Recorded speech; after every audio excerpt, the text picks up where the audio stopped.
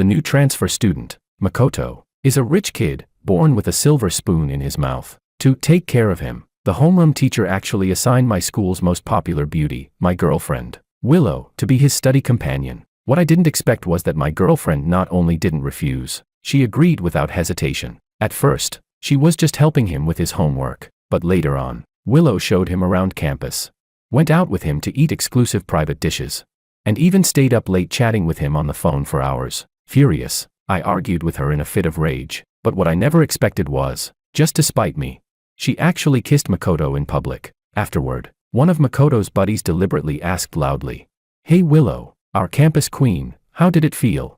Kissing our Makoto, way more exciting than being with someone else, right?"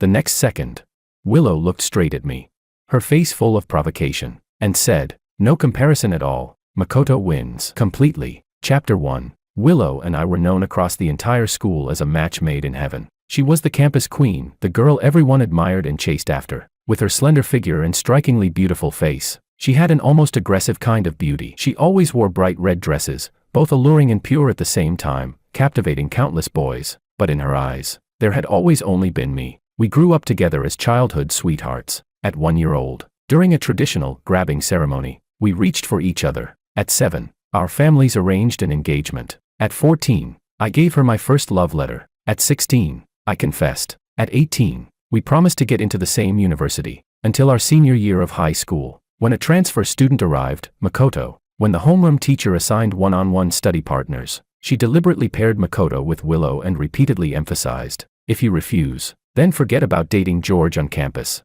Willow, who was usually cold and distant, had no choice but to accept. At first, it was just normal tutoring, helping him study and showing him around campus. But gradually, something started to feel off. Makoto said he wanted to eat at a famous private restaurant on the west side of the city, the kind that required long lines. Willow skipped evening self-study just to buy it for him. Makoto posted on social media saying he was in a bad mood, and Willow stayed on the phone with him all night. Once, Makoto twisted his ankle while playing basketball, and Willow even climbed over the school wall to buy him medicine to reduce swelling and bruising. I was angry. I started bringing up breaking up with her again and again. The first time I said it over the phone, she went silent for a long time. Then I heard her breathing grow rapid. That night, during a heavy rainstorm, she ran to my apartment building and stood downstairs, completely soaked. For the entire night, her voice hoarse as she called my name over and over, begging for forgiveness. The second time, she skipped classes for an entire day, waiting outside my classroom. Her eyes were bloodshot as she handed me a thick letter, messy handwriting, but full of genuine emotion, pleading with me to get back together. But as it happened more and more, she seemed to finally figure out my weakness. I couldn't leave her, so she became more and more indifferent, from coming to me immediately, to a day later, 3 days later, a week later, until the 99th time. At the celebration party after the college entrance exams, Makoto said he wanted watermelon. Willow personally scooped out the sweetest, most central piece and handed it to him naturally, completely forgetting that I was right beside her, and that it was my favorite part too. All the disappointment and pain I had accumulated for so long finally burst. I looked at that bright red slice of watermelon and said in an eerily calm voice, "Willow, let's break up." She paused for a moment, then lazily lifted her eyes to look at me, her tone carrying a hint of impatience. Again, I didn't say anything else. I stood up and left the private room. This time, she didn't chase after me like before. She thought I was just throwing another tantrum, that in a few days, once I calmed down, I would return to her like always. So she even had the mood to stay behind, helping Makoto block drinks as everyone pressured him to drink more. But she didn't know. This time, I was serious. That heart of mine, stabbed over and over again until it was full of holes, had finally run out of warmth and hope. The first thing I did after getting home was open my computer. Without hesitation, I changed my college application from the Northern University we had promised to attend together, to Southern University, thousands of miles away. Then, I began clearing out everything related to Willow. The limited edition figurines she gave me, our couple bracelets, handwritten notes filled with love confessions, stacks of photos. Each item carried a memory, sweet or painful, and now, all unbearably heavy. I stuffed them all into a huge cardboard box. Chapter 2. The next day, I carried that heavy cardboard box to her house. The housekeeper recognized me and led me straight into the living room. In the spacious living room, she and Makoto were sitting side by side on the soft carpet, playing the latest video game. They were sitting very close to each other. From time to time, Makoto let out excited shouts and cheers. "Willow, you're amazing. I've been stuck on this level forever. My gaze was instantly drawn to the oversized black t-shirt Makoto was wearing. That shirt was the limited edition merch of a male idol that I had spent days running around different malls to buy for her birthday last year. When she received it, she had thrown herself into my arms in delight, her eyes sparkling as she whispered in my ear, "This is from George, I'm going to frame it. No one is allowed to wear it." So this was what she meant by, no one is allowed to wear it, just casually lending it to another guy. Makoto seemed to notice my gaze. He turned his head, saw me holding the box, and immediately broke into a bright, innocent smile. "George, you're here." Willow invited me over to play games. She even cooked pasta for me herself. I accidentally spilled some juice, so she lent me this shirt to wear. You don't mind, right? Hearing that, Willow merely lifted her eyes lazily to glance at me. Her fingers continued moving skillfully over the controller as she spoke in a casual tone. "What are you here for? Didn't we break up?" Looking at how completely unconcerned she was, a wave of bitter self-mockery surged inside me. I remembered the first time I brought up breaking up, how she stood in the pouring rain, drenched and desperate, begging me for forgiveness. I remembered how, later on, it took her longer and longer to comfort me. I remembered how the last time, she had only sent a simple message, "Stop messing around. I'll take you out for hot pot tonight." Again and again, she tested my limits, and because I kept softening, kept forgiving her, she became more and more reckless. But what she didn't know was, even a camel will eventually collapse under the weight of the final straw. The 99th breakup. This time, I truly didn't want her anymore. I took a deep breath, suppressing the lump in my throat, and said, "Since we've broken up, there are some of your things I want to return." She pressed her temple, looking slightly irritated. "If you insist, you can just throw those things away. No need to bring them here." "Okay," I nodded without hesitation. Carrying that box filled with memories, I walked over to the large trash bin nearby and, without a trace of attachment, dumped the entire thing inside. The box hit the empty bin with a dull thud. I turned to leave. "Wait." Willow stopped me. "Take the stuff you left at my place too." She thought I would react like before, that her words would hurt me, that I'd question her with reddened eyes. "Willow, what do you mean?"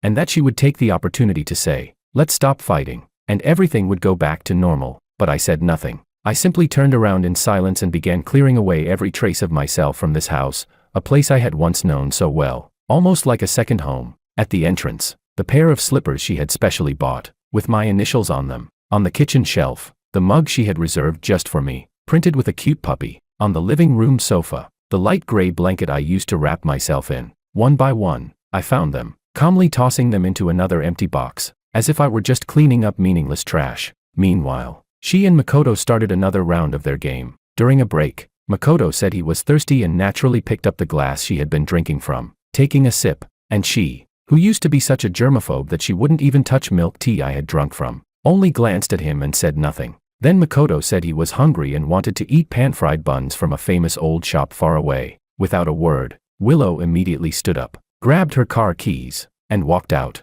I took all of this in. Yet my heart no longer hurt. All that remained was a numb, icy emptiness. Holding the box I had packed, I went upstairs, heading to Willow's room to take the last few things that belonged to me. Chapter 3. The moment I pushed open the door to her bedroom, a figure blocked my way. It was Makoto. There was undisguised provocation and smugness on his face as he said, "You've already broken up with Willow, so why are you still here trying to get attention?" I didn't want to argue with him. I replied calmly, "I'm just here to take my things and make a clean break." "A clean break?" Makoto sneered. "You think playing hard to get like this will make Willow look at you differently? She's already sick of you bringing up breakups every time. Weren't you just relying on her to come beg you for forgiveness? Besides clinging to her like a pathetic simp, what else can you do? I'll tell you this, anything you like, I'll take it away. Didn't you copy her college choices just to keep chasing her? No problem. I got accepted into Northern University too. Step by step, I'll take her from you completely, and you'll watch with your own eyes how you become my loser." I couldn't be bothered with his nonsense. Holding the box, I tried to walk past him, but he refused to let it go. He grabbed my arm, his words becoming even more vicious. "What? Did I hit a nerve? Nothing to say now. George, have some dignity, will you? The way you cling to her is disgusting. No wonder Willow finds you annoying. Looks like your parents didn't raise you right. Ending up with someone like..." Slap. A sharp sound cut him off. I couldn't hold back anymore. I raised my hand and slapped him hard across the face. I could endure being wronged, but I would never allow anyone to insult my parents. He clutched his face, eyes wide in disbelief. Then rage surged through him as he raised his hand to hit me back. At that moment, the sound of the door opening and footsteps came from downstairs. Willow was back. A flash of calculation crossed Makoto's eyes. He suddenly grabbed my hand, let out a scream, and dragged me with him as he threw himself down the stairs. Ah! We both tumbled down the staircase, crashing heavily onto the floor below. My whole body felt like it had fallen apart. My forehead hit the edge of the stairs, and warm blood instantly began to flow. Makoto was hurt too, but he quickly struggled to sit up. He covered his face, revealing the clear handprint I had just left, and his eyes reddened instantly. In a weak voice, he said, "Willow." George suddenly rushed at me and hit me, then pushed me down the stairs. "I'm in so much pain." Willow looked at the chaotic scene before her, her expression turning dark in an instant. She strode over, first glancing at Makoto's reddened eyes, then shooting me a cold, piercing look as I struggled to get up. Her voice was icy. "George, what the hell are you doing? This is my house. Who gave you the right to lay hands on my guest?" Enduring the pain and dizziness, I tried to explain. "He insulted my parents first, that's why I..." "Enough." Willow didn't want to hear it at all. She cut me off sharply, her eyes filled with disappointment and impatience. "I don't want to hear any explanations. Butler, see him out." The housekeeper looked conflicted, but still stepped forward and gestured for me to leave. I watched as Willow turned away without hesitation, her face full of concern as she helped Makoto up, carefully guiding him to the sofa. She took out the first aid kit and gently cleaned his wounds, applying medicine with the utmost care, as if he were something fragile and precious. At that moment, it felt like someone had carved a piece out of my heart. The pain was so intense I could barely breathe. There was a time when she treated me the same way. Once, when I scraped my knee during PE class, she had turned pale with worry, immediately supporting me and rushing me to the infirmary, constantly comforting me. "George, it's okay. It won't hurt soon." Back then, her tenderness and concern belonged to me alone. But now, all of her care and patience were given to someone else. All my explanations and grievances got stuck in my throat, turning into a cold despair. I didn't say anything more. Dragging my battered and aching body, I walked out step by step. I went to the hospital alone. The diagnosis, a mild concussion and multiple soft tissue injuries. The doctor recommended that I stay for observation. During my stay, my phone kept vibrating. It was Makoto, sending me all kinds of taunting messages, along with photos and videos of Willow taking meticulous care of him. She fed him porridge, peeled apples for him, even accompanied him on walks in the garden. I watched expressionlessly, not replying to a single message. When your heart is already dead, no amount of provocation can hurt you anymore. After being discharged, the class organized a graduation gathering. I didn't want to go, but my friends insisted. The moment I stepped into the private room, I saw Willow and Makoto sitting closely together, inseparable. Makoto was smiling as he fed her a piece of fruit, and she didn't refuse. Chapter 4. When my classmates saw me, things got awkward. They quickly gathered around and asked in low voices, "George, what happened? You and Willow had another fight?" I calmly shook my head. My voice wasn't loud, but it was clear enough for everyone to hear. "It's not a fight. We broke up." "What? You broke up?" Everyone was shocked. Someone asked, "Why? Willow treated you so well." Another chimed in, "Yeah, in senior year when you got sick, she almost fought the homeroom teacher just to get you a long leave. And every holiday, the surprises she prepared for you made us all jealous. You two were the couple everyone thought would go from school uniforms to wedding dresses. Why break up right before graduation?" Listening to them list all the ways Willow had once been good to me, my heart felt like it was soaking in acid, swollen and aching. Yes, she had once treated me so well that I thought she would be my whole life. But it was exactly because of how good she once was, that her later indifference and favoritism felt even more cruel. I fell silent for a moment before speaking softly. "If it's not right, then we separate. No one is indispensable to anyone. Besides," my gaze drifted to Willow, who was pouring a drink for Makoto not far away. "Aren't the two of them doing just fine now?" Willow happened to hear that. She frowned and glanced at me, her expression complicated. For the rest of the night, she seemed to deliberately act out of spite, going overboard in treating Makoto well. She was attentive, considerate, almost inseparable from him. She thought she would see me get jealous, angry, or like before, unable to resist stepping in to interrupt them, but I didn't. I just sat quietly in a corner, occasionally chatting with people beside me. My gaze was calm, without a ripple, as if she were truly just an irrelevant stranger. This complete indifference, instead, stirred an unfamiliar panic in her heart. Subconsciously, she tried to walk toward me, but Makoto grabbed her arm. He leaned down and whispered something in her ear. Willow stopped, her brows tightly knit, and eventually sat back down. Soon, someone suggested playing Truth or Dare. After several rounds, Makoto lost. His dare was to kiss the most beautiful girl present for 3 minutes. All eyes instantly turned to Willow. Makoto's ears were red, but his gaze carried a trace of provocation as he walked straight toward her. The classmates gasped, whispering. Isn't this inappropriate? George is still here. Makoto deliberately looked toward me in the corner and said, George, you and Willow have already broken up. If I play a game and kiss her, you wouldn't mind, right? His friend immediately chimed in. Exactly, you're just the ex-boyfriend now. What right do you have to care who Willow kisses? In an instant, all eyes turned to me like spotlights, including Willow's. Her gaze was deep, carrying an indescribable pressure, as if waiting for my reaction. I lowered my head, hiding every emotion in my eyes. My voice was so soft it was almost inaudible, yet it reached everyone clearly. It really has nothing to do with me. With that single sentence, all boundaries were drawn. Willow's expression instantly turned extremely ugly. Rage surged in her eyes, along with a sense of defiance at being challenged. She suddenly let out a cold laugh, grabbed Makoto by the neck, and in front of everyone's shocked cries, stood on tiptoe and kissed him fiercely.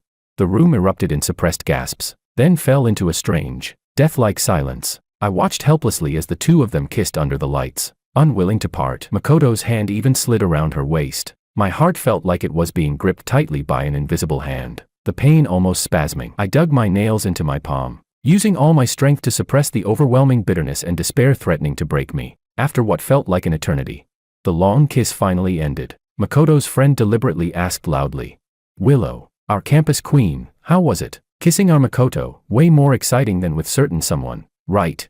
Her gaze swept over my pale face. The corner of her lips curved into a cold smile. Her voice wasn't loud, but it was clear and merciless. No comparison at all. Makoto wins completely. Chapter 5. The smugness on Makoto's face was almost overflowing. After a few more rounds, Makoto lost again. This time, the punishment was to hold a girl in his arms the entire time while completing a task. Without even thinking, Makoto's gaze drifted toward Willow again. I couldn't stay any longer. I suddenly stood up, muttered, I'm going to the restroom, to the friend beside me, and hurriedly escaped that suffocating private room. Hiding in the restroom, I splashed cold water on my face again and again, but the tears still slipped out uncontrollably, mixing with the water. It took a long time before I barely managed to calm down. Then I decided to leave early. Just as I reached the corner of the hallway, I heard familiar voices coming from the terrace. It was Willow and her closest friends. Willow, wasn't that a bit too much just now? George looked terrifyingly pale. Aren't you going to check on him? Check on him? Willow let out a cold scoff. In a few days, he'll come begging me on his own. What's the big deal? True, once school starts at Northern University, he definitely won't be able to resist coming back to you by then. You just need to give him a little way out. Let him ask to get back together. After this lesson, he won't dare use breaking up to threaten you anymore. Not bad. Standing outside the door, it felt as if all the blood in my body froze instantly. My hands and feet turned ice cold. Without a trace of warmth, I quietly turned around and went downstairs alone. The summer night breeze brushed against me, yet it felt unbearably cold. Along the way, memories replayed in my mind like a silent film. Back then, if I so much as frowned, she would nervously ask if I was feeling unwell. Back then, whenever a guy gave her a love letter, she wouldn't even glance at it. She would reject it immediately, then run over to me and say proudly, George, I rejected another one today. Praise me. I had long grown used to her kindness, used to being her one and only. So when did things start to change? It started when Makoto appeared. Again and again, she broke her own principles for him, ignoring my feelings. It wasn't that I couldn't see how special Makoto was to her. It wasn't that I couldn't tell she treated him differently. I just clung to the last bit of hope, using breakups again and again to test her, to try to hold on. But all it did was make her see me as annoying and childish. So this was the truth, when I was no longer her only one. Everything I did became wrong. Before I knew it, I had already reached near my apartment building. From afar, I saw a deliveryman standing at the entrance. Looks like the admission letters had arrived. I took a deep breath and was about to walk over, when I saw a familiar figure standing in front of the deliveryman. It was Willow. She was holding one of the envelopes, the one clearly printed with the Southern University logo, and was about to open it. My heart tightened suddenly. Almost instinctively, I stepped forward and snatched the admission letter back from her hand. What are you doing? My voice carried a faint tremor, but more than that, it was cold and guarded. Willow's hand remained suspended midair, momentarily stunned by my overreaction. Then her expression turned indifferent as she said, the deliveryman said no one was home. You listed me as your emergency contact, so he asked me to sign for it. Chapter 6. Emergency contact. It felt like a fine needle pricked my chest, leaving behind a faint ache. That setting had been made a long time ago, so long ago that I had almost forgotten. Back when she was my entire world. It felt only natural to tie everything important in my life to her. I lowered my gaze, hiding the turmoil in my eyes, and said, "Emergency contact." I forgot to change it before. I'll update it later. I didn't look at her again. I quickly picked up a pen from the nearby table and, stroke by stroke, clearly signed my name on the receipt, George. From this moment on, my life would have nothing to do with her anymore. After signing, I turned to leave, but behind me, I heard Willow ask the delivery man, "Is there only this one?" "None for me. We're going to the same university. It should have arrived together." The delivery man confirmed. "Yes, only this one." Willow's brows furrowed even deeper. She called out to me as I had already taken a few steps away, "George, open it and check. Maybe my admission letter got mixed in with yours." I stopped in my tracks but didn't turn around. My voice was firm, without the slightest hesitation. "It's not in there." My certainty surprised her, and stirred a faint, inexplicable unease. "Why are you so sure?" she pressed. I took a deep breath, about to reveal the decision I had kept buried for so long, but suddenly, her phone rang. It was Makoto. The moment she answered, his weak voice came through from the other end. "Willow, where are you?" My stomach's acting up again. It hurt so much. Willow's expression changed instantly. All her attention was pulled to the call. Her tone carried a kind of urgency and concern I hadn't heard from her in a long time. "Don't be scared. Send me your location. I'll be there right away." She didn't even spare me another glance. She didn't hear the quiet yet heavy words I was about to say, because I changed my application. "We're not going to the same university at all." She turned and hurried toward where her car was parked. I stood there, watching the direction her car disappeared into. The last ripple in my heart finally settled into stillness. After that, I began quietly preparing for my departure. Southern University was thousands of miles away. Everything would have to be arranged from scratch. Meanwhile, Willow's social media was unusually active. Every day, she posted updates, photos and videos that always included Makoto. They climbed mountains together to watch the sunrise, Makoto's arm wrapped around her shoulders, a sea of clouds rolling behind them. They went camping, sitting around a bonfire as Makoto smiled and fed her grilled skewers. They checked in at countless trendy tourist spots, posing closely for photos at every landmark. In every picture, Willow's eyes carried a relaxed, easy smile. The comments below were full of teasing. "Willow, is this an official announcement? Wishing you two forever.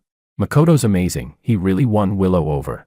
I scrolled through the screen, looking at those vivid, piercing images. My chest felt heavy, like a sponge soaked with water, weighed down and damp. But strangely, there was no longer that sharp pain that once made it hard for me to breathe. So this was what it felt like, when a heart had completely died. The day I returned to school to collect my records, the sun was shining brightly. As soon as I walked through the school gates, I saw them near the notice board. Makoto had his arm around Willow's shoulders, pulling her close as he posed for photos, smiling brightly at his phone camera. Willow's expression was still somewhat cool, but the slight curve at the corner of her lips showed she was cooperating. From a distance, I watched them, and suddenly, memories of my past with Willow surfaced. It was in this very campus that we once walked hand in hand along every tree-lined path. We had hidden in corners to steal kisses. We had leaned over our desks together, planning our future, vowing with absolute certainty that we would go to Northern University together, that we would go from school uniforms to wedding vows. Those beautiful moments, almost unreal in their perfection, now felt like a distant, blurry dream. Ever since Makoto appeared, everything had changed, and between her and me, there had long been no future left. Chapter 7. I quietly turned away, avoiding them, and walked toward the back garden of the school. There stood an old banyan tree. On its trunk, our names had once been carved, mine and Willow's, with a small heart drawn beside them. Back in our first year, she had pulled me there and carefully carved them, stroke by stroke with a small knife, saying she wanted to engrave us into each other's lives. Now, I took out the key I carried with me, found that line of names, and scraped them off bit by bit, forcefully, thoroughly. Just as I finished and was about to leave, I heard Makoto's voice and footsteps behind me. "Willow, come look. I heard that if you carve your names in this grove, you'll both have a brilliant future. Let's carve one too." "Okay."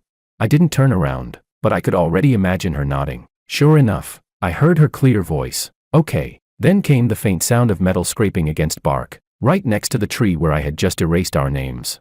They chose another one, and carved Willow and Makoto side by side. I kept my back to them the entire time, saying nothing. After finishing what I came to do, I put the key back into my pocket and left. Just as I reached the artificial lake at the edge of the garden, Makoto chased after me. "George, wait," he called out, holding a ring in his hand. "You dropped this." I recognized it. It was something I had accidentally left behind earlier. I reached out to take it, but Makoto pulled his hand back slightly, looking at me with a half smile. "George, The one who'll stand beside Willow in the future will only be me. You've already lost the right to stand next to her. I'll prove to you that in her heart, I'm 1,000, no, 10,000 times more important than you. I couldn't be bothered with meaningless arguments. I just wanted my belongings and to leave. Give it back. My complete indifference seemed to infuriate him. He suddenly grabbed my wrist, his voice turning sharp. Who do you think you're fooling with that act? Don't think growing up with her makes you special. Haven't you heard? A childhood sweetheart can never beat someone who suddenly appears and steals the spotlight. Willow and I are the ones destined to be together. You'll only ever be an insignificant side character in her past.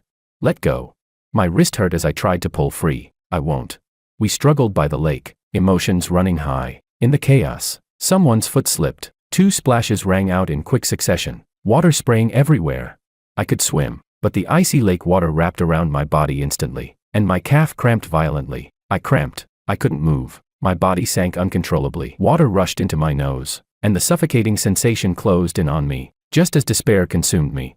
I saw Willow on the shore jump into the water without hesitation. At that moment, the dying spark in my heart flickered faintly, but in the next second, that spark was completely extinguished. Willow swam straight toward Makoto, grabbed his arm, and pulled him toward the shore with all her strength. Without once turning back to look at me, she pushed Makoto onto the bank. He clutched her arm, coughing, and deliberately said loudly, "Willow.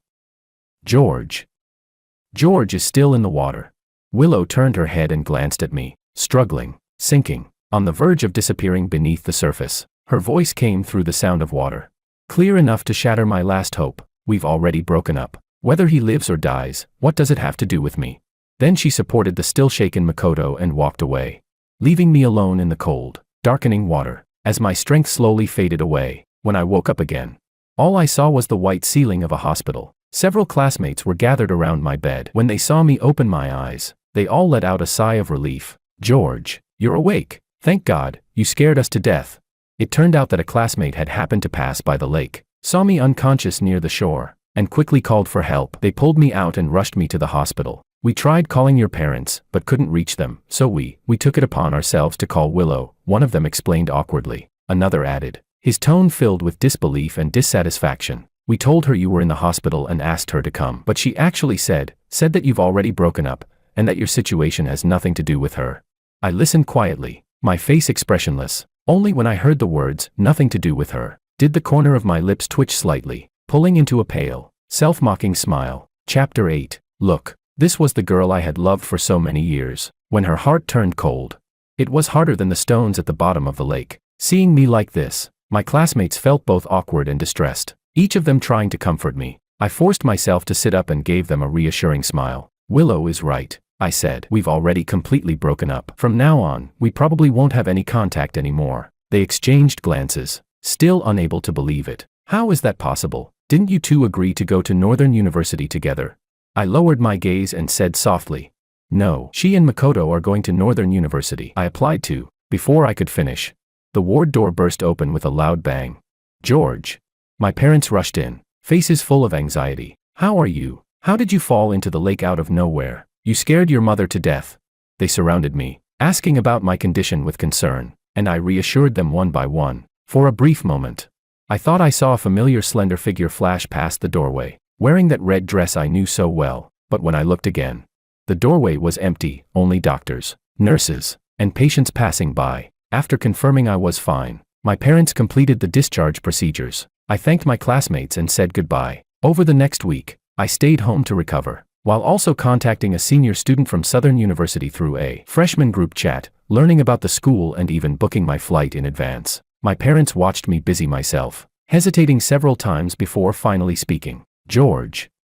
Willow's family is hosting a banquet to celebrate her admission. They invited our whole family. What do you think?" My hands paused for a moment while packing. Then I nodded calmly. "All right, I'll go." On the day of the banquet, my parents and I arrived on time with gifts. When I saw Willow, we simply nodded at each other in greeting. Not a single word exchanged. Both families immediately understood what was going on. The kids must have had another falling out. Willow's father patted my shoulder and tried to smooth things over with a smile. "George, you're here. Come, have a seat inside. Willow's just a bit stubborn. You two are about to start university together, so be more understanding with each other. Don't stay mad." Willow's mother also held her hand and said, "You're a girl, be more considerate toward George." Willow stood there with a cold expression, saying nothing. Her gaze didn't even land on me. I took a light breath, about to explain that we had already broken up. But suddenly, a commotion came from the entrance. Makoto walked in, holding a large bouquet of bright sunflowers. Looking radiant, he politely greeted Willow's parents.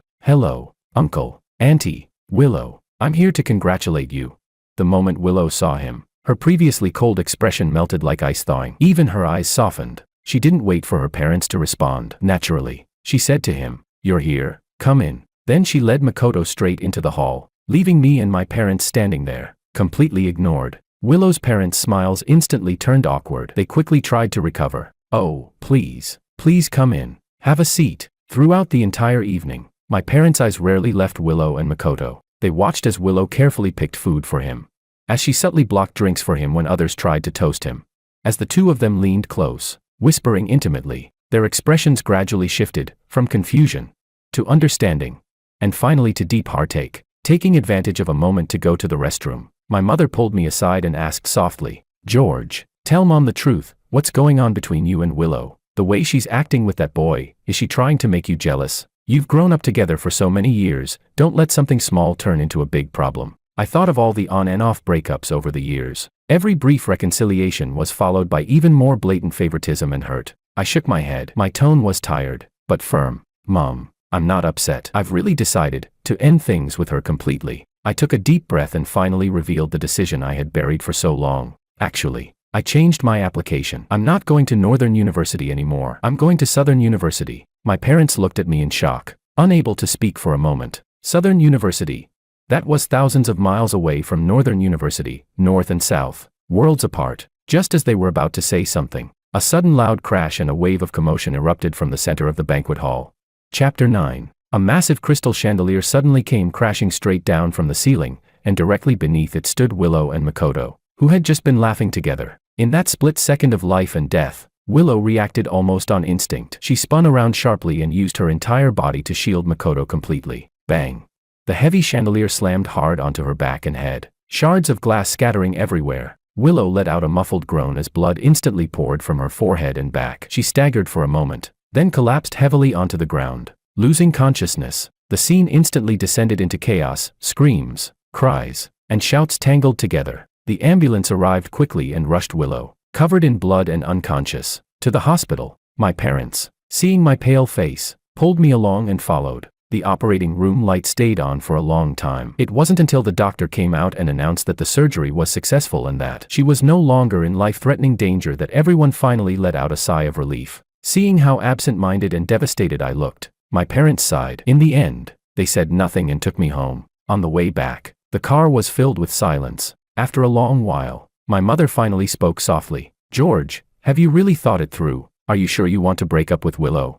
I looked out at the night scenery speeding past the window and slowly, very slowly, smiled. The smile was filled with exhaustion and a sense of release. "Yeah, I've thought it through, Mom. You saw it today too. The person she likes hasn't been me for a long time." Through the rearview mirror, my parents looked at my calm yet pale profile, their hearts aching unbearably. The two of them remained silent for a long time, as if they had made up their minds about something. My father finally said, "George, since you've made your decision, your mother and I will support you. As it happens, I've also been planning to expand the company's business to South City. In that case, we'll just move the whole family there, both the company and our home. That way, we can also stay by your side while you attend university." I froze, looking at the unconditional support in my parents' eyes. My vision instantly blurred with tears. I nodded heavily, my throat choked with emotion. Okay, it seemed that from now on, Willow and I would truly never see each other again. Over the next half-month, our whole family quietly prepared for the move. It wasn't until the day of departure that we brought gifts and went to Willow's house to say goodbye. When they heard that our entire family was moving away,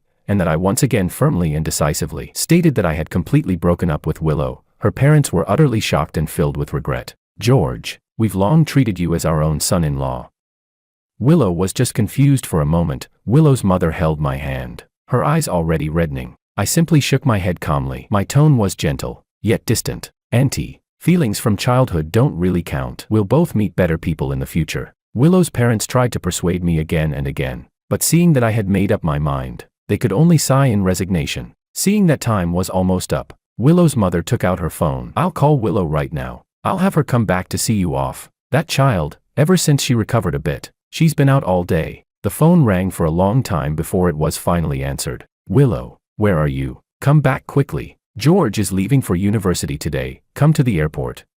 Before she could finish, Willow cut her off directly. He's leaving today. Oh, Makoto and I are going to school together tomorrow. If he wants to leave, he can leave on his own. I don't have time to see him. Bye. Before Willow's mother could say anything else, the call ended, leaving only the cold, monotonous busy tone. Chapter 10. Willow's mother held the phone that had just been hung up on, her face alternating between pale and flushed, utterly embarrassed. Seeing this, I instead stepped forward, gently placing an arm around her shoulders. Auntie, it's okay. Our flight is about to take off. Thank you for your kindness. Since she's busy, let's just leave it. It's not a big deal anyway. My parents quickly stepped in to smooth things over as well. In the end, amidst awkwardness and quiet sighs, our family said goodbye to Willow's parents and headed to the airport. The plane soared into the sky. Through the window, I watched the city I had lived in for 18 years gradually shrink, blur, and finally disappear beneath the clouds. Strangely, my heart felt calm. I slowly closed my eyes. Goodbye forever.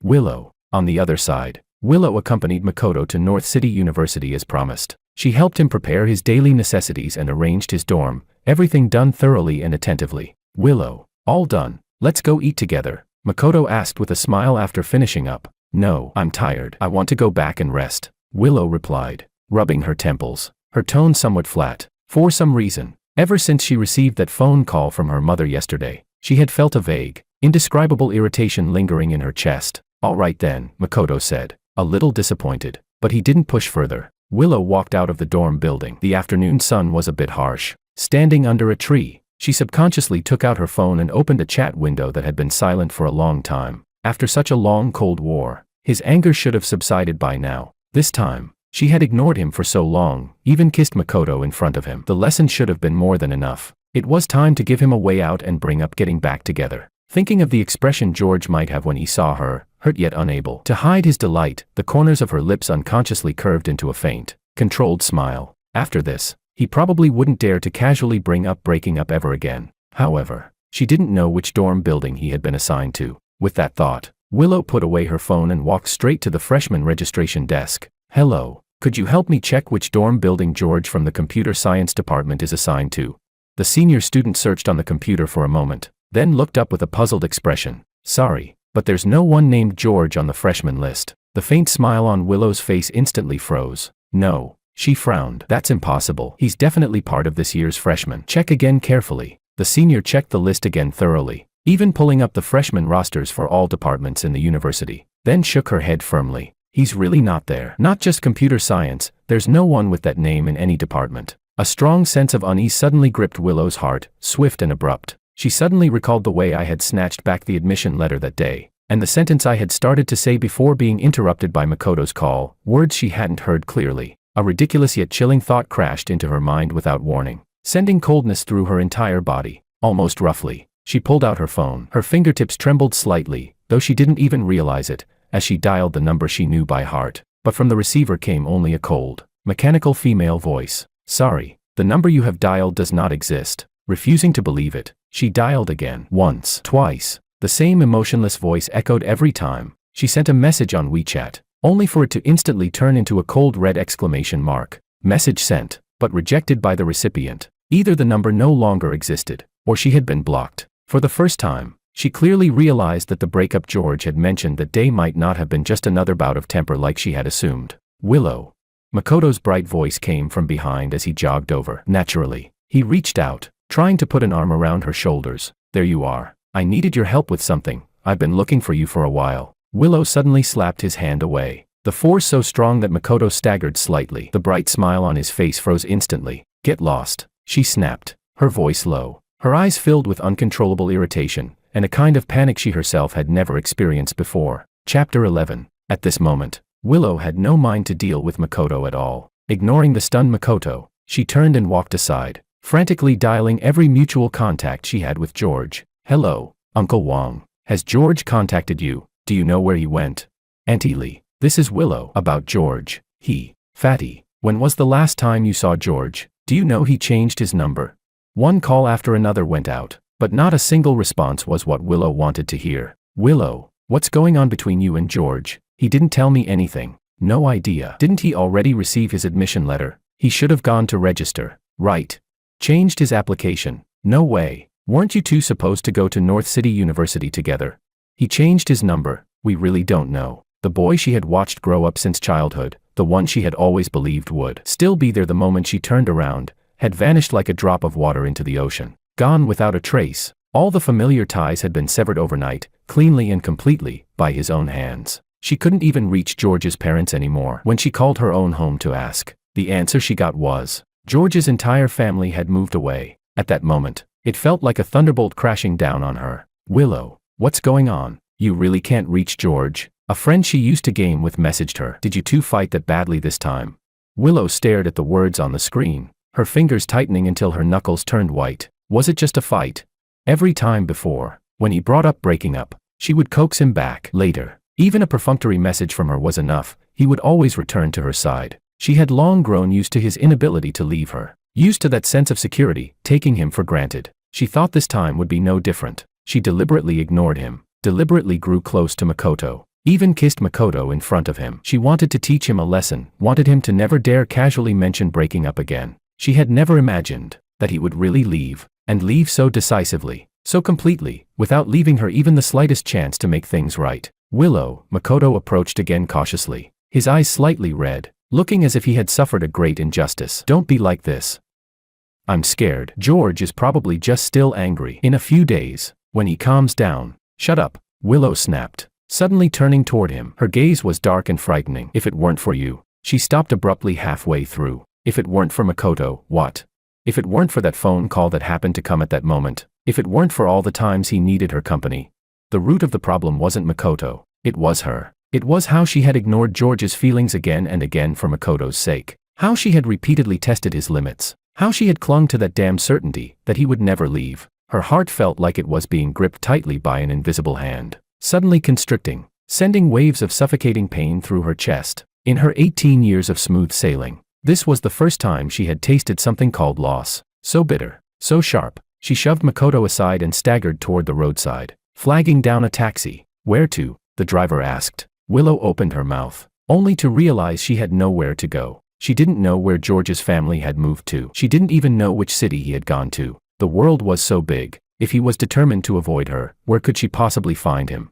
Just drive, she said, leaning back against the seat, closing her eyes in exhaustion. Her voice was hoarse. Her phone kept vibrating, messages from Makoto, one after another, asking where she had gone, why she wasn't replying, filled with dependence and complaints. Before, she might have found that dependence comforting, but now, it only made her feel suffocated and irritated. She swiped away the notifications, even wanting to turn off her phone entirely, but she couldn't. She was still waiting for some mutual friend to offer even the slightest clue, waiting for a slim miracle that might let her reach him. Night fell. The taxi wandered aimlessly through the city, neon lights flashing outside the window, yet unable to illuminate the darkness in her heart. She kept scrolling through old chat records she once found clingy, records she hadn't even bothered to open before. His daily sharing, his complaints, even his occasional little moods. Now, they had all become luxuries. She opened his WeChat profile. The background had turned blank. That cold dividing line felt like an insurmountable chasm, completely separating their two worlds. George, she murmured unconsciously, where are you? The only answer was the rushing sound of the wind outside the car window. For the first time, she felt such helplessness and fear, as if the most important part of her life had been forcibly torn away, leaving her empty. It turned out, the one who had truly been left behind was her. Chapter 12. When the plane landed, South City was draped in a light rain. A damp breeze carrying the scent of an unfamiliar city rushed toward me. I took a deep breath and tightened my grip on the handle of my suitcase. Just like that, a new life began. South University was located in the center of this southern city. The campus was shaded by rows of plane trees, exuding a gentle elegance quite different from the bold atmosphere of the north. After completing my enrollment procedures, I collected my dorm key and carefully unpacked my belongings one by one. I deliberately avoided checking my phone. I knew that the class group chat must still be buzzing with discussions about Willow and Makoto, but those things had nothing to do with me anymore. I took out a new SIM card, removed the old one, and threw it away without hesitation. The next day, the dorm grew lively. The other 3 roommates arrived one after another. They came from all over the country, each with different personalities, yet all friendly. We shared local specialties from our hometowns, chatting noisily about our expectations for this new chapter of life. I listened with a smile, occasionally responding, strangely, Being surrounded by strangers gave me a sense of security I had never felt before. The club recruitment fair was in full swing along the Central Avenue. Dragged along by my roommates through the bustling crowd, my gaze was suddenly drawn to a relatively quiet tent not far away, in front of the Street Dance Club's banner. I stopped. "Hey, are you interested in street dance?" a gentle voice asked. The one speaking was a girl in a white dress. She wore a staff badge on her chest and was organizing registration forms on the table, her tone casual and natural. I nodded. "Yeah, our club has a really good atmosphere. Beginners are totally welcome," she said, lifting her head to look at me. She didn't scrutinize me, simply handed me a form with a friendly smile. "Want to give it a try? There'll be a simple interview next week, mostly just to meet everyone. No need to be nervous." I hesitated for a moment, then took the form. "Thank you, senior. My name is Anna. 3rd year, computer science," she said with a smile, casually handing me a pen. "You can fill it out here." At that moment, another club member rushed over. "Anna, the speakers seem to have a problem. Can you take a look?" "Okay, coming," Anna replied. Then she gave me an apologetic smile. "Sorry, go ahead and fill it out. If you have questions, you can ask the others." I lowered my head, completed the form, and handed it to another senior. As I left the tent, I subconsciously glanced back. Anna was crouching beside the speakers, focused on checking the wiring. On the day of the interview, I arrived a bit early and waited by the window. "George?"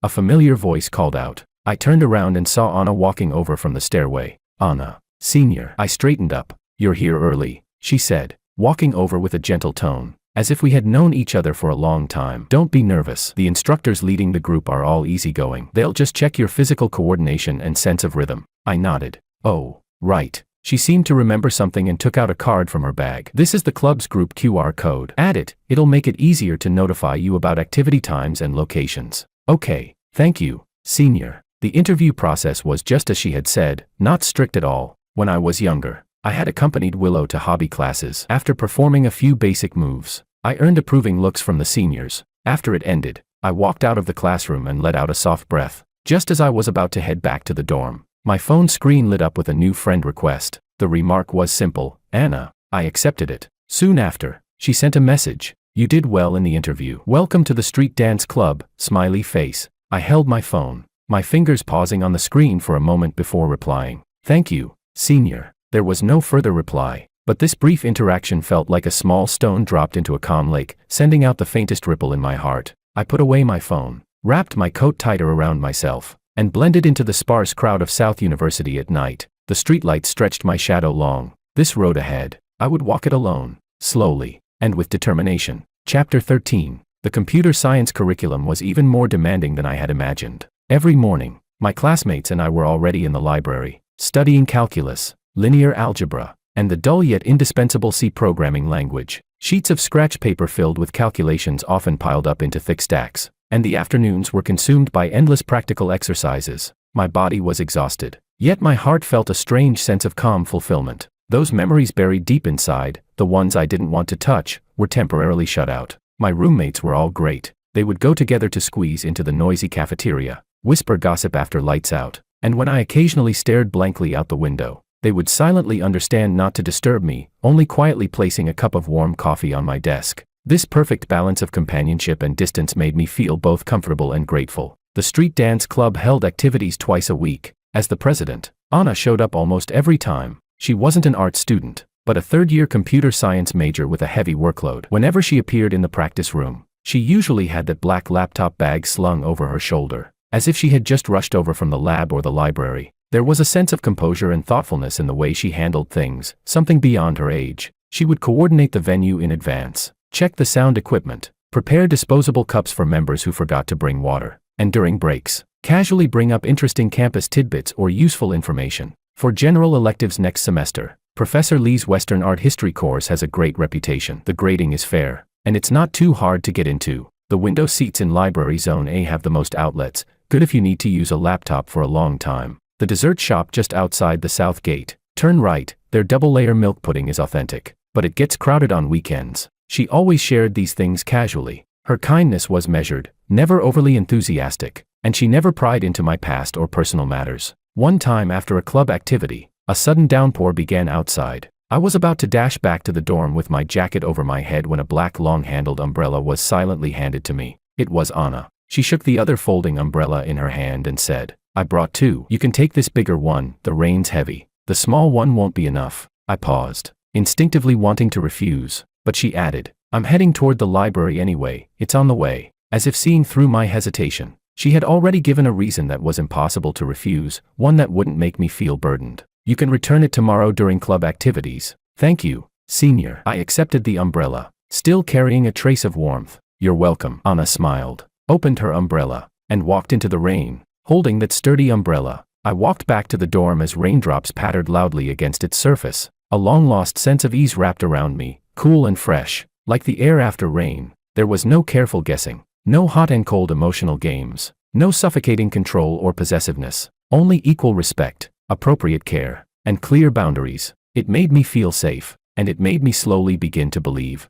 that after leaving the shadow that had loomed over my entire adolescence, the world outside was vast and open. I started to immerse myself more in club activities. When facing difficulties with elective courses, I would remember Anna's suggestions and give them a try. Occasionally, when we crossed paths on campus, I would take the initiative to nod and greet her, even exchanging a few casual words about the weather or classes. There were still moments, deep in the quiet of night, when a faint emptiness would stir in my heart, but the pain was slowly becoming duller, blurring away, little by little. Chapter 14. Willow's aloofness became well known throughout the campus. After realizing that George had truly given up on her, it was as if she had lost all motivation to move forward. Makoto's messages and calls continued to pour in tirelessly. Her screen lit up again and again, carrying the kind of dependence she once found comforting but now only suffocating. Willow, want to go to a lecture with me this afternoon?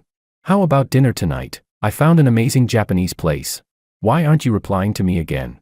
Willow glanced at them, swiped her finger across the screen, and directly set the notifications to silent. So Makoto started showing up in person, outside her classroom or downstairs at her dorm, holding carefully chosen bouquets, wearing that flawless, handsome smile. Willow only gave him a cold glance, her steps not even pausing for him. I'm busy. No time. Go by yourself. Her replies were brief, leaving no room for negotiation. The brightness on Makoto's face gradually faded, replaced by disbelief, grievance, and resentment. But she had no energy to care about his emotions. A nearly obsessive thought had taken root in her mind, and spread with overwhelming force until it occupied every corner of her thoughts. She was going to find George, immediately, right now. Once the thought appeared, it became impossible to suppress. After going through great effort, she finally found out that George was now at South University. Transfer. It was the fastest and most direct method she could think of. She acted almost instantly, calling the admissions office and academic affairs department of South University, asking again and again about transfer procedures and required documents. She dug out every certificate and transcript she could find, preparing all kinds of supporting materials. The news quickly reached her family. On the phone, her father's voice trembled with suppressed anger. Willow, have you lost your mind? Do you think North City University is a place you can just walk away from whenever you want? Is this a joke to you? Her mother's voice was filled with tears and confusion. Willow, what's wrong with you? Did you have a fight with George? Whatever it is, can't you talk it out? Why does it have to come to transferring schools? Willow stood on the balcony, gripping her phone, staring at the gray sky outside. Her voice was hoarse, and more stubborn than ever before. I have to go. Why? Give me a reason that can convince me. Her father's voice rose sharply. A reason? Was she supposed to say that she had lost the boy she once believed would never leave, and now wanted to chase him back at all costs?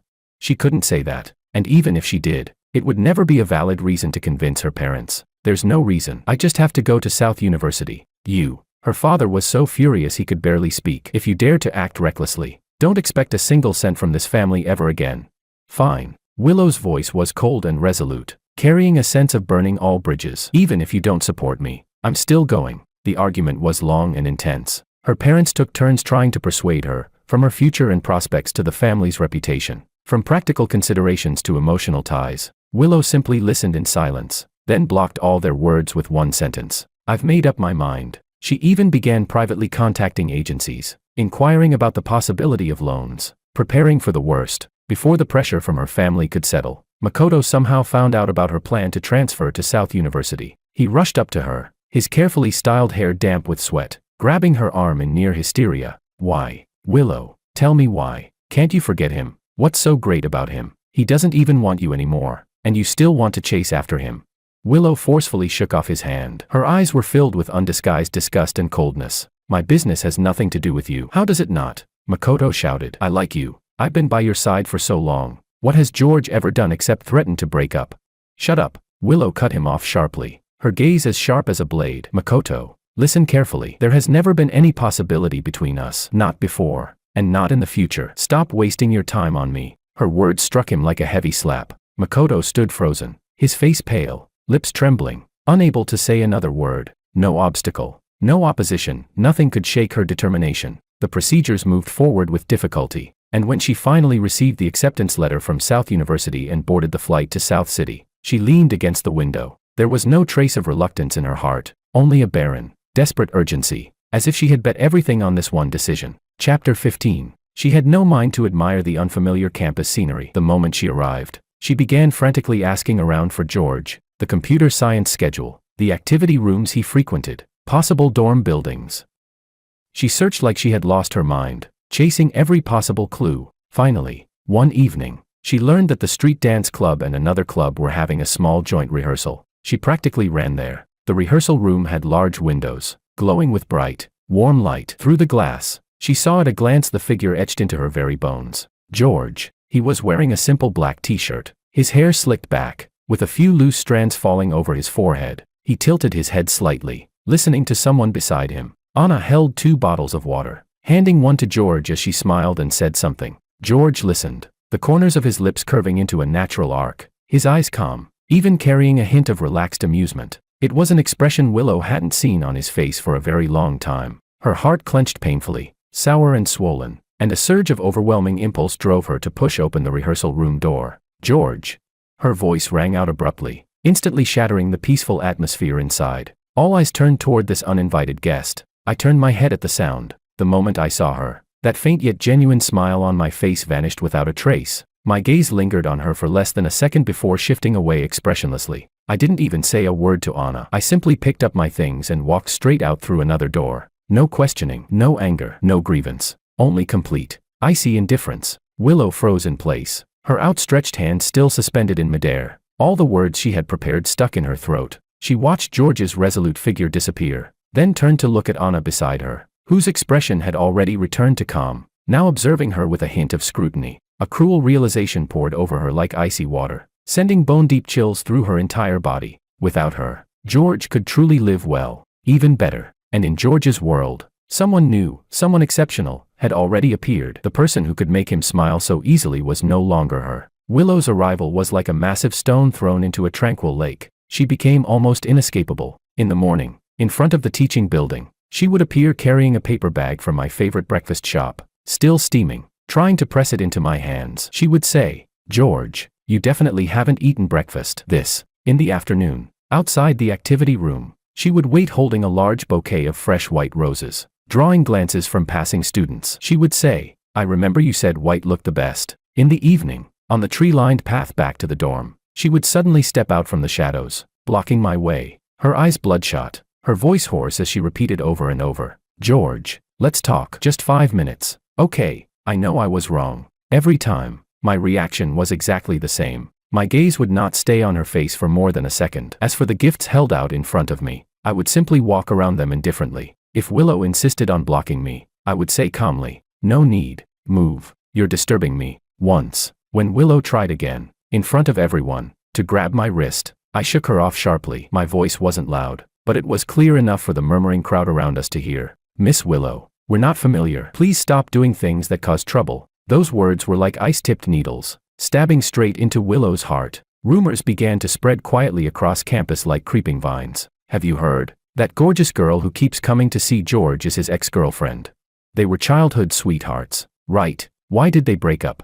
Looks like she regrets it and chased him all the way to Nan University. But George seems to really dislike her." Speculation and curious gazes surrounded me constantly. In response, I only threw myself even harder into my major courses and club activities, wrapping myself in relentless busyness, as if as long as I never stopped, the noise could never truly invade my world. And within this suffocating entanglement, Anna's presence became a silent yet steady barrier. She never once asked about Willow. She simply happened to pass by on her bicycle when I was once again blocked by Willow at the intersection on my way back to the dorm. My face pale, my fingertips trembling slightly. Chapter 16. George.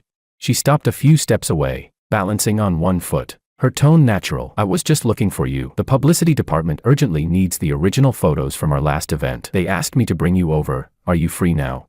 Her voice instantly broke the tense standoff. I nodded immediately and walked quickly toward her. In the cafeteria, Willow ignored the stares around her and forcefully sat down across from me. I set down my chopsticks, about to stand up and leave, when Anna and a few club members walked over with their trays. No one sitting here, right? Anna smiled, gesturing to the empty seat beside me, naturally placing herself between Willow and me. Then she turned to discuss the programming competition that had just ended with her companions, easing my awkwardness and completely ignoring Willow's face, which had darkened as if it could drip water. Each of these perfectly timed interventions was like pouring another bucket of oil onto the blazing fire of Willow's jealousy. She began to escalate. She followed more closely, appeared more frequently, gave more expensive gifts, and made more intense apologies. Willow even started investigating Anna. She said, "George, stay away from her. Do you even know what kind of person she is?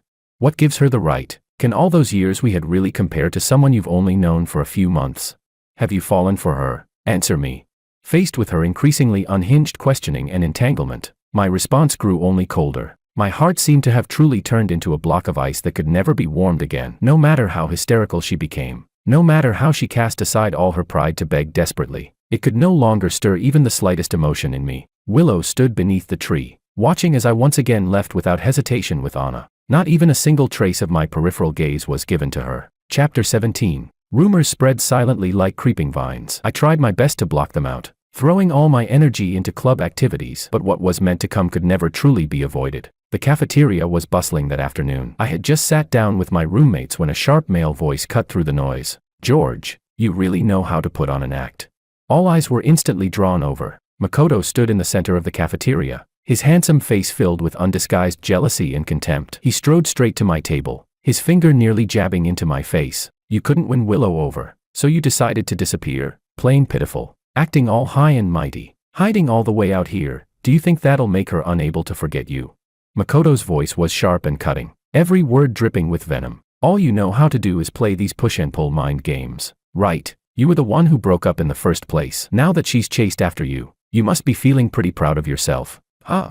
The fingers holding my chopsticks tightened slightly, the knuckles turning pale, but my face remained expressionless. The whispers around us grew louder, filled with curiosity, scrutiny, and even a hint of malice, all focused on me. Makoto shouted, "What else could this be if not a staged act?" Seeing that I didn't respond, his arrogance only grew. His voice rose even higher. "I'm telling you, stop wasting your tricks. You're nothing but this student." A calm yet unquestionable voice cut him off. Anna had appeared at some point. She stepped forward just enough to shield me behind her, blocking Makoto's aggressive gaze. Her expression remained as gentle as ever, but her eyes were still as water, carrying an unyielding firmness. "First, this is a public place. Please mind your behavior. You are seriously disturbing other students' meals." Her voice wasn't loud, but it clearly overpowered the surrounding noise. "Second, based on your baseless accusations and personal attacks just now, this already constitutes public insult. According to school regulations, we have the right to demand that you stop immediately and leave." She paused,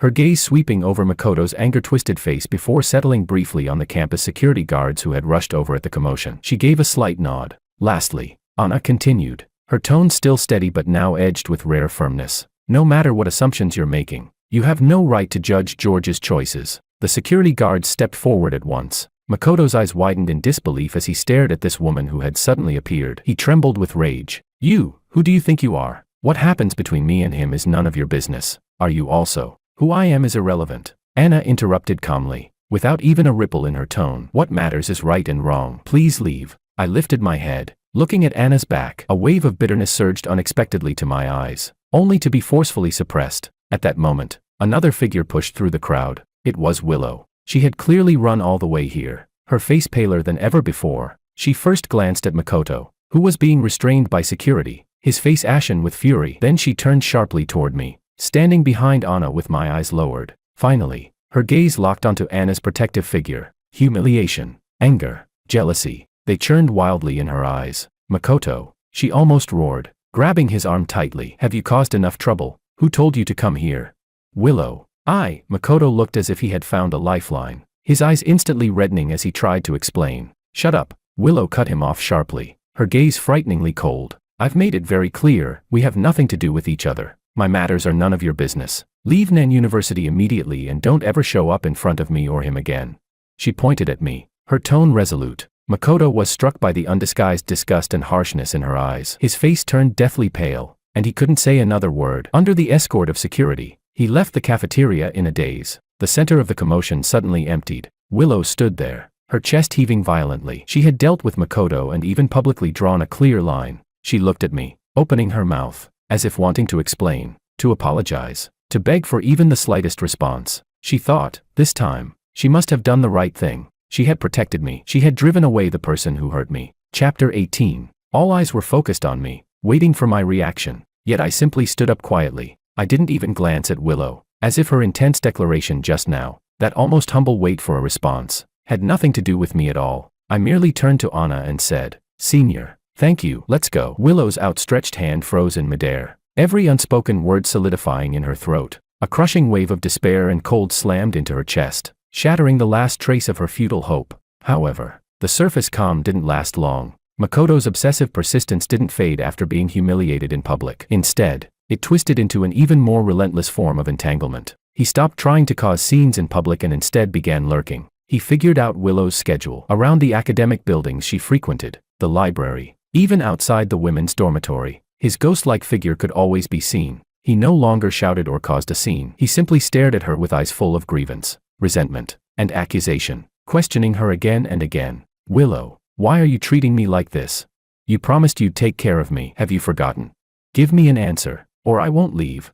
This silent, persistent harassment was even more unsettling than hysterical outbursts. Willow's patience had long run out. She responded with cold indifference, quickening her pace to shake him off, but he would always reappear. After class, Willow returned to the dorm with her roommates. The moment she pushed the door open, a scent of perfume that didn't belong there hit her face. Makoto was actually sitting by her desk, his fingers unconsciously rubbing against an open textbook of hers. Her roommates exchanged looks, their expressions unpleasant. The atmosphere in the dorm was awkward and tense. "Willow." This, one roommate couldn't help but speak, her tone clearly carrying dissatisfaction and irritation at being disturbed. Willow's face darkened instantly. Without saying a word, she strode forward and grabbed Makoto's wrist, almost dragging him. Under the stunned gaze of her roommates and in dead silence, she pulled him out of the dorm, stumbling down the stairs, heading straight toward the school gate. "Willow, where are you taking me? Let go." Makoto struggled. Willow ignored him completely, her jaw clenched tight, an oppressive aura radiating from her. Only after dragging him to a relatively secluded alley outside the campus did she finally fling his hand away. Makoto rubbed his reddened wrist. "Willow, what gives you the right to treat me like this?" "What gives me the right?" Willow finally spoke, her voice cold as ice. "Makoto, that's what I should be asking you. What gives you the right to haunt me like this? To harass my life? Disturb my roommates? Who do you think you are?" Makoto gritted his teeth. "I just want an answer. I want things to go back to how they were. It's all because of George, right? If it weren't for him, even without him, it would never be you." Willow cut him off sharply, without mercy. She shattered all of Makoto's self-deceiving illusions. "The way I used to take care of you was only because we went to the same school and because of the teacher's request. I was the one who wasn't thinking clearly. I ignored what mattered most and let you develop misunderstandings you never should have had. But I'm telling you clearly now, there is nothing between us. There was nothing in the past. There is nothing now. And there will never be anything in the future." Makoto trembled under the undisguised disgust and finality in her eyes. His face turned pale, then flushed red. "You, how can you say that? You clearly what?" Willow stepped closer, almost gritting her teeth as she spoke each word. "Makoto, my tolerance has limits. If you keep this up, following me, harassing me, even harassing the people around me." She paused, her cold gaze sweeping over his suddenly stiffened face. Her tone carried a final, unquestionable warning. "I don't mind laying out everything you've done, one by one, including how you accidentally spilled juice on the clothes George gave me, how you just happened to fall down the stairs, and what you said about George behind his back, all of it. I'll compile everything exactly as it happened and post it on the school forum, and send it to all the relevant teachers and your faculty." She looked straight at him. "Go ahead and guess, when that happens, will your scholarship, your outstanding student title, and that graduate recommendation spot you've been dreaming about still be waiting for you?" Chapter 19. The color drained completely from Makoto's face in an instant. His lips trembled, and for the first time, genuine fear appeared in his eyes. He knew better than anyone that Willow would do exactly what she said. Those little schemes he once thought clever were nothing in the face of absolute capability and the threat of tearing everything apart. Once exposed, Every bit of the image and prestige he had worked so hard to maintain would shatter completely. His future would be ruined. Willow, you can't. Makoto's voice shook uncontrollably. I can, Willow said firmly, without the slightest hesitation in her eyes. So put away those ridiculous thoughts and tricks. Disappear from my sight immediately. Don't let me see you again. Otherwise, you'll bear the consequences yourself. After saying that, she didn't spare another glance at his pale face or his unsteady body. She turned and left without hesitation, leaving him alone in that empty, cold alley. Makoto stood frozen in place. After a long while, as if all his strength had been drained, he slowly crouched down, burying his face in his arms. Unwillingness, resentment, fear, shame, all kinds of emotions tangled and tore at him. But he knew he had lost completely. Willow's words had cut off all his hopes and all his escape routes. He could abandon his pride, but he couldn't abandon his future. In the end, he staggered to his feet and walked step by step toward the exit of the alley, his figure disheveled and defeated. At least for a while, he would not appear in front of Willow again. Chapter 20. Willow stood under the rain outside the dormitory building. Raindrops slid down her hair, soaking her shoulders. She had already lost count of how many times she had waited in vain. Each time that familiar figure appeared, he would walk past her without even sparing a glance. Again and again, she hit a wall. Again and again, she was met with cold rejection. At first, it was frustration, unwillingness, anger, but later, in countless sleepless nights, she was forced to revisit the past in painstaking detail. In her mind, scenes surfaced uncontrollably, Makoto posting that he was in a bad mood, and she immediately abandoned George, who had been quietly upset with her, to stay on the phone with Makoto the entire night. The time she climbed over the wall to buy medicine for Makoto's bruises. Yet when George had a stomachache, she had only perfunctorily told him to drink more hot water.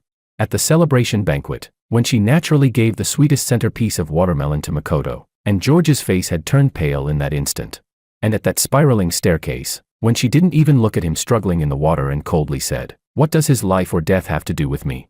Every scene was painfully vivid. Relying on his years of affection, she had recklessly squandered his tolerance, testing his limits again and again. She once thought George couldn't live without her, but in truth, it was she who couldn't live without George. Her anger and unwillingness were gradually swallowed by boundless regret and despair. She became silent. The once bold and unrestrained air around her faded, replaced by a lingering gloom and quiet heaviness in her expression. She no longer tried to block him outside classrooms or activity rooms, nor did she bring gifts he wouldn't even look at. Instead, she bought a thick stack of stationery. Every late night, after her roommates had fallen asleep, she would sit under the desk lamp and write, word by word, carefully. She folded each letter and slipped it into the mailbox beneath his dormitory building. There was no signature, but she knew he would recognize her handwriting. Once, twice, 3 times. From a distance, she watched him retrieve the letters. He took out that thick stack of pages, didn't even open them, and simply threw them into the trash bin by the roadside. The motion was smooth,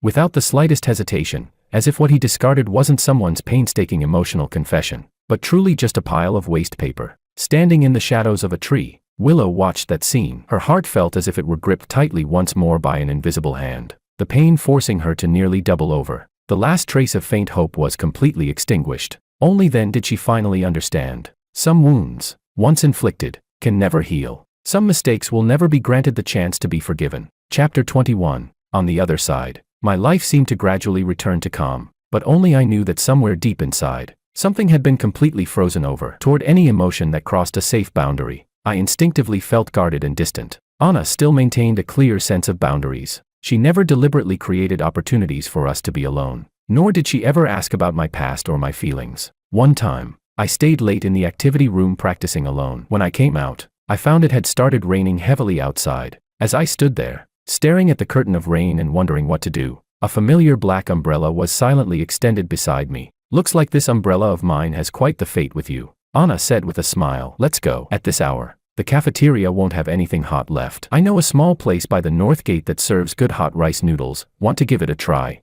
We didn't talk much. We just ate quietly, but in that warm, relaxed atmosphere, the tension in my nerves loosened in a strange, unfamiliar way. Occasionally, I would look up and see Anna's calm profile as she ate across from me. I knew Anna was wonderful, but for now, I couldn't give any kind of response. The frozen ground in my heart was too thick. It would take more time, more warmth, perhaps, before it could slowly thaw. All of this was seen clearly by Willow from afar. She watched the brief moments of ease that would occasionally appear on my face, expressions I now only showed to someone else. Her heart still ached sharply, but she could no longer summon the courage to interfere. She only watched from a distance. The annual street dance competition at Nen University had always drawn great attention. The auditorium was packed. The piece I performed was an original choreography titled Break the Cocoon. The lights went out, leaving only a single cold beam illuminating the center of the stage. Dressed in a black t-shirt, my movements were powerful yet carried an inner resilience as I moved with the music. At the climax, the music surged, and my movements grew stronger, leaping, falling, rising again and again, until it ended in an extremely difficult yet striking backward freeze. The lights blazed on. For a brief second, the entire hall was silent. Then thunderous applause erupted. I breathed slightly, straightened, and bowed to the audience. In the front left section, Anna sat clapping more enthusiastically than anyone else. Her eyes filled with undisguised admiration, and in the shadows at the very back of the auditorium, another figure stood quietly, leaning against the cold wall. Willow gazed from afar at me on stage, radiant and dazzling. She had seen me dance before, on her birthday, after her award, when I danced only for her. As applause surged like waves, she saw the confidence and calm shining in my eyes. She saw the girl named Anna in the audience, watching me with open admiration. A massive, belated realization poured over her like icy water. For the first time, she understood with absolute clarity. The boy who once had eyes only for her had been lost by her own hands. Not a temporary quarrel, not something that could be fixed with a bit of coaxing, but a true, complete loss. She would never again stand by my side, never again own my smile. A heavy despair seized her. Willow did not step forward amid the applause. She simply turned around quietly and left the auditorium. The competition result was beyond doubt. Break the Cocoon won the gold award. A few days later, I received a long, carefully wrapped box. There was no name, only a single printed line on the attached card. Congratulations. Break the Cocoon was beautiful. I opened the box. Inside was a vinyl record of the classic ballet Giselle, a rare edition long out of print. I remembered that a long time ago, during a casual club conversation, I had once mentioned how much I regretted not being able to collect this version. There had been clear longing in my words. Holding the heavy record, it felt as if something gently struck my heart. I almost immediately thought of Anna. That evening, after the club activities ended and people gradually left, I walked up to her and said softly, "Senior Anna, thank you, the record. I really like it." Anna looked up when she heard me. A trace of understanding flickered in her eyes. "I'm glad you like it. Congratulations on winning, well deserved." She looked at me, her gaze clear and open. There was care in it, admiration, perhaps even a hint of unspoken affection. But she always kept herself within the boundary, leaving the choice entirely to me. I could feel her sincerity, and I could clearly sense my heartstrings being gently stirred. Yet, I still needed time. So in the end, I only gave her a more genuine smile than before, though still keeping a slight distance, and said again softly, "Really, thank you." Anna showed no disappointment or displeasure. She simply nodded in understanding. "You're welcome. Be careful on your way back tonight." She stood there, watching me leave. Chapter 22. Willow stood beneath that familiar tree outside my dormitory, stubbornly staring at the window glowing with warm light. She knew I was inside. Her limbs gradually went numb. Only her heart remained, throbbing dully, one painful pulse after another. She recalled countless times in the past when she had angered me and waited downstairs just like this.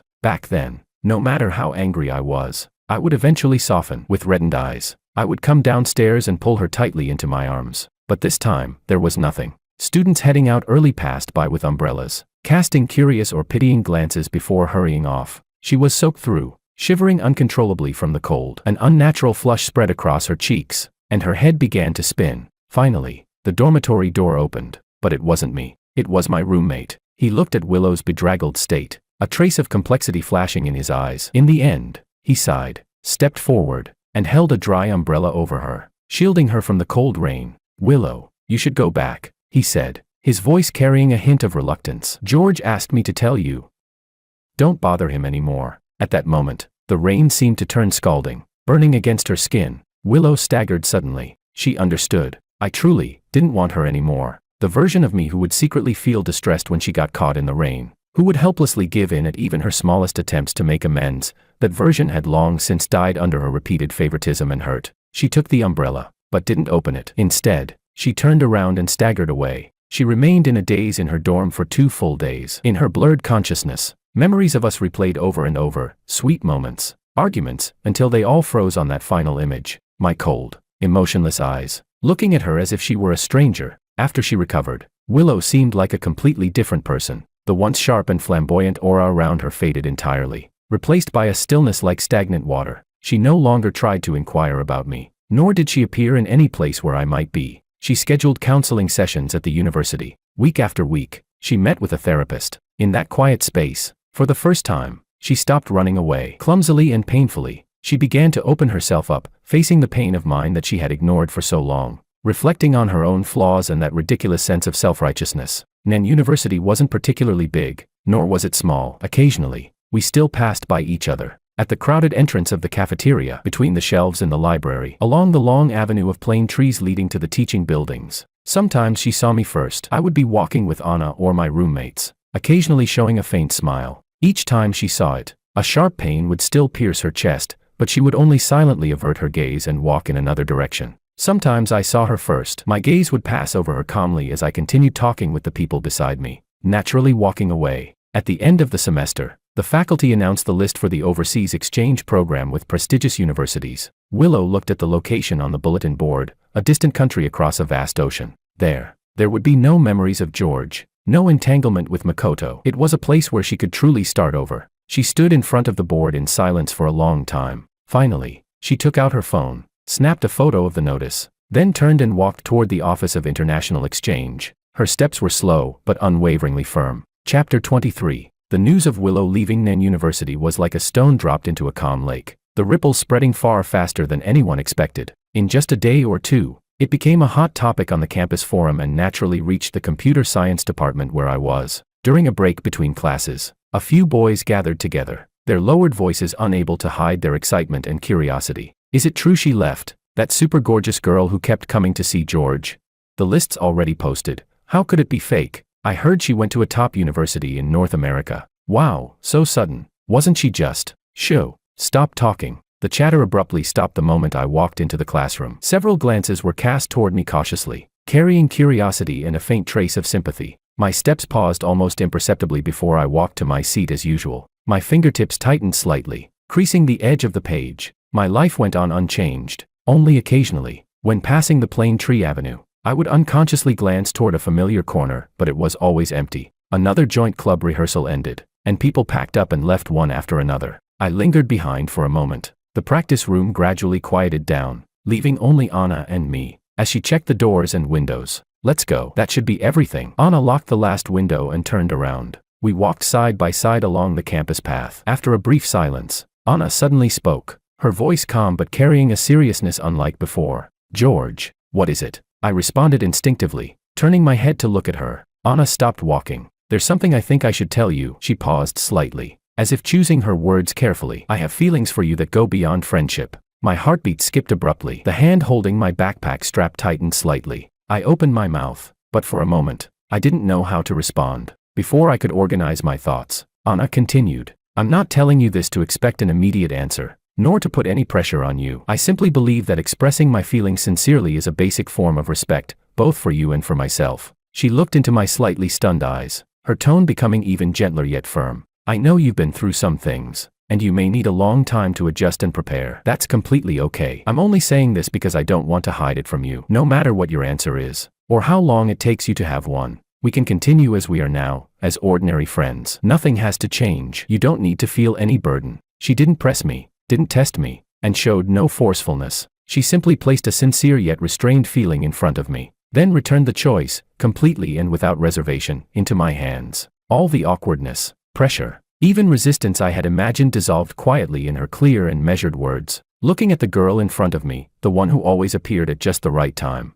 who had helped me out again and again, who cared for me silently, and who now handed me the decision entirely, a complex mix of emotion rose within me, gratitude, surprise, and a sense of relief. After a moment of silence, when I spoke again, my voice was slightly hoarse but equally sincere. Senior Anna, thank you for your honesty, and even more for your respect. I really do need some time. I understand. A gentle smile spread across Anna's lips. Her eyes were clear, without any disappointment or displeasure. No rush. Let's just stay the way we've always been. Okay, I nodded. The slight tension in my shoulders finally eased. As we continued walking, we naturally began talking about the upcoming finals and the club's plans for the next semester. The atmosphere returned to its usual ease and comfort, but something had changed. The thin veil had been gently lifted, not by a storm, but by warm sunlight. It made the air between us clearer, and gave that quiet companionship a more certain and reassuring meaning. When we reached the dorm building, Anna stopped. "Get some rest early. You too, senior." I smiled faintly and turned to head upstairs. Back in my room, I leaned against the door and raised a hand, pressing it lightly against my chest. The rhythm there was steady and strong. A heavy, stubborn past seemed to finally be fading away, and another feeling, new, bright, and built on respect, was gently knocking on the door of my heart. But this time, I no longer felt fear or resistance. Chapter 24. My life became full and well-ordered. My grades in computer science consistently ranked at the top. In the activity room, I was still the last one to leave. Within the club, I had grown from a clueless newcomer into someone capable of taking charge. Anna deliberately gave me more responsibilities in planning and organization. I always completed them meticulously, and the ideas I proposed were both innovative and practical, earning the trust and appreciation of all the members. That sense of confidence, genuine, rooted in my own abilities, gradually replaced the old need to rely on others' attention to feel my worth. My relationship with Anna still stayed within the boundaries of friendship, yet something was quietly changing. Between discussions of club matters, we would naturally talk about recent exhibitions or films. When we ran into each other in the cafeteria, we would casually sit together, our conversations drifting from academics to small, everyday moments of life. She would still offer perfectly timed advice when I encountered difficulties, but I was no longer just passively receiving it. I began sharing my own perspectives as well. A silent understanding flowed between us. Sometimes, just a glance was enough to grasp what the other hadn't said. I began, little by little, to show her the subtle emotions I rarely revealed. My frustration over a poor performance, complaints about a difficult paper, even small grumbles about the endless rain in South City. Each time, Anna would listen quietly, then offer rational insight or gentle comfort, never crossing boundaries, never missing a beat. This safe and comfortable interaction was like a gentle current, slowly softening the door of my once tightly closed heart. The warmth of my family, meanwhile, became my strongest refuge. My parents' lives in South City had stabilized, and our new home was warm and comfortable. Every weekend, as long as I didn't have rehearsals, I would go back home. The dining table was always filled with my favorite dishes. My parents never asked about my romantic life. They only cared about whether my studies were going well, whether I was sleeping enough, whether I had enough money. They would share amusing stories from their work, and we would plan short trips together. This simple and genuine family life gave me immense emotional support and a deep sense of security. I knew that no matter how stormy the world outside might be, there would always be a light left on for me, and two arms forever open to welcome me home. At the end of the semester, the Art Institute of Nan University held its annual showcase of outstanding student works. The contemporary dance piece I choreographed and led, Tracing the Light, was selected as the finale performance. On the night of the show, the Arts Center was packed. In the audience, my parents held each other's hands tightly, their eyes shining with tears of excitement and pride. Anna sat beside them, quietly watching me on stage, radiant and brilliant, with a clear smile on her lips and a focused, bright gaze. The performance was an unprecedented success. During the subsequent awards ceremony, I went on stage as a representative of the winners. Standing under the spotlight, dressed in a simple t-shirt, I held myself upright, my gaze clear and steady as I looked toward the audience. "Thank you, everyone," I said. My voice carried through the hall, calm, yet full of strength. This honor is a summary of the past period, but more importantly, it is a new starting point. I once thought that growth meant carrying burdens and struggling forward, but here, at Nan University, I've learned another way to grow, letting go of what weighs me down, focusing on moving forward, discovering my own strength, and embracing endless possibilities. The future is like an unknown street dance. I lifted my chin slightly, a bright and confident smile spreading across my face. There may be challenges, but there is even more to look forward to. I'm ready to face it, and to create it. The audience erupted into long, enthusiastic applause. My parents wiped their eyes with relief and pride. Anna clapped steadily, her gaze never leaving me as I shone on stage. The scars of the past had not completely disappeared, but they had transformed into patterns within me, becoming part of my strength, no longer the chains that defined me. My future was unfolding, clearly, vividly, within my own hands. Chapter 25. Across the Atlantic. Winter. Willow pulled her coat tighter, clutching a stack of heavy textbooks as she hurried across the empty square in front of the library. Life in a foreign country felt as if someone had pressed slow motion and mute. Without the noisy pursuits and deliberate encounters, time stretched endlessly. She began to get used to staying in the library alone until late at night, to getting through meals with coffee and cold sandwiches.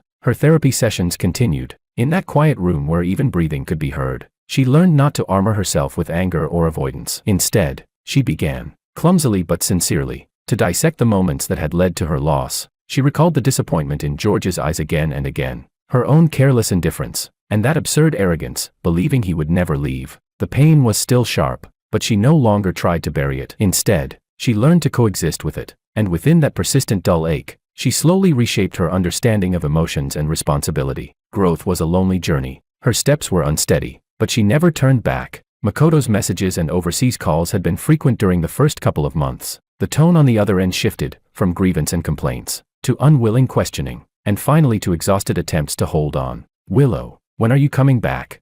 What's so great over there? Do you have someone else now? Is it really impossible for us?" Willow's responses went from brief indifference to complete silence. She had exhausted all her emotions, whether it was love, hatred, or even annoyance. She no longer wanted to waste a single fragment on him. The warmth on the other end of the phone eventually faded, sinking into the silence of unanswered messages. The last message came late one night in Beijing, containing only 2 words, "I understand." After that, there was only long, complete silence. The name that had once stirred enormous waves between her and George finally sank like a stone into the ocean, silent, unable to disturb even the slightest ripple in her life. Her world had finally become quiet. Meanwhile, on the other side of the earth, South City was bathed in warm, gentle winter sunlight. My life, once a canvas of muted gray, was gradually filled with vivid and vibrant colors. I continued to excel in computer science, gaining opportunities to participate in intercollegiate competitions and even national programming projects. I grew more confident, more radiant, earning increasing recognition. In the club, I became a senior others relied on. The pain and self-doubt that once gnawed at me had long been replaced by the fulfillment and sense of achievement built day after day. I no longer needed anyone's validation to confirm my worth. My world had become vast and steady. On an ordinary evening, Anna and I had just come out of the library. The golden glow of the sunset stretched our shadows long across the ground. We had just finished discussing plans for next semester's club exhibition. The atmosphere was relaxed and comfortable. As we walked past the well-known Lover's Hill, couples strolled nearby in pairs. Anna suddenly slowed her steps and turned to look at me, her gaze gentle yet serious. "George." "Yeah." I stopped and looked at her. The sunset cast a warm golden light across her features. "I told you before that I would wait until you were ready. Now, I want to ask you again." She paused slightly. "Would you be willing to let me stay by your side, as your girlfriend?" I looked at her. I thought of every time she appeared at just the right moment. Her unwavering sense of boundaries, her quiet support, and the clear expectation in her eyes now. I had once lost the courage to believe in love, but she had used time and action to slowly weave that courage back together. A faint smile curved my lips, and a bright, clear warmth spread through my eyes, like sunlight breaking through clouds. "Okay," I answered softly, my voice carrying a sense of ease and certainty I had never felt before. A spark of joy lit up Anna's eyes. She carefully reached out and took my hand. We didn't say anything else. We simply smiled at each other, then naturally intertwined our fingers and continued walking forward along the path bathed in sunset. Behind us lay a past we had completely left behind. Ahead of us stretched a new road, one we would walk together, filled with hope,